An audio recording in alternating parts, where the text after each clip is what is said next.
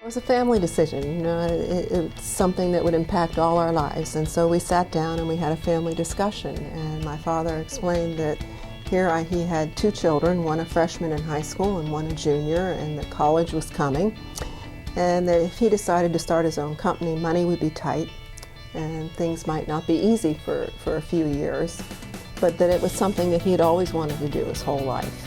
But he was very quick to explain that he had other job opportunities available to him. And if that's what the family decided that they wanted to do and the path they wanted to go down, that he would understand that. And fortunately our family said, no, this is something you've wanted to do your whole life. You've lived your whole life for your family, and your family would like to support you in this decision. So we moved everything back to Pittsburgh, and 2 years later, my father decided he'd like to start his own company. So in 1967, he started Dynamit Incorporated. Mr. Rossin worked very hard. He worked on all the equipment. He was out there in production, and he hardly ever went, I mean, he just stayed there constantly. I think what made him a good businessman started when he was in high school and he was taking cruisers out to customers. Remember the Baghdad? And then you take it out and you got, I don't know, a nickel or something like that. He did appreciate a nickel. He knew how hard it was to get by. Okay. And he remembered what a nickel bought.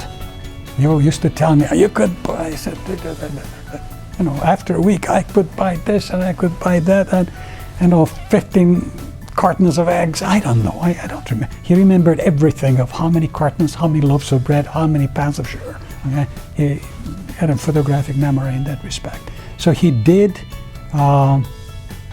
understand the value of the dollar. We'll go out to the club to play golf, and playing along, and I get to one of the holes and figure out what the distance was, and I hit my shot. And of course, the greens are frozen, it bounces off the greens to me, and he looks at me and goes, should have hit a sand wedge, the 9-iron was too much. I says, Pete, it'll put me in the middle of the lake. He says, no, the lake's frozen. You know, so he was thinking ahead on things, and whereas, you know, I'm just thinking playing my normal golf game. So it carried over to everything, you know, always trying to be one step ahead of the next person in his business philosophy and in his life. As far as business, he was so very well respected. You mentioned his name and everybody said, oh, what a great guy, you know. And a very smart man.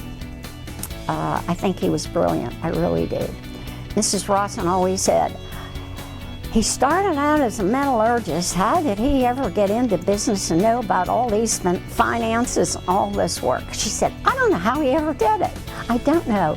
I said, well, because he was a smart man, that's why. But he just, you know, grew. He started out with metallurgy, and before you know it, he was doing everything. One of the big moments in the lives of our family was when he was called to Washington, D.C. to the White House and was celebrated as Entrepreneur of the Year. I think in those days, the one thing I will say, that typically those days people, when they started with a large company like Universal Cyclops, they stayed there for a lifetime. They didn't expect to leave. And now that I think back on my father's career, he was moving every 2 or 3 years. He was moving around. So I think that was an indication of the fact that he was not content. And I think that all was because he wanted to start his own company, and probably he knew in the back of his mind that was something that he wanted to do, and he was working toward that.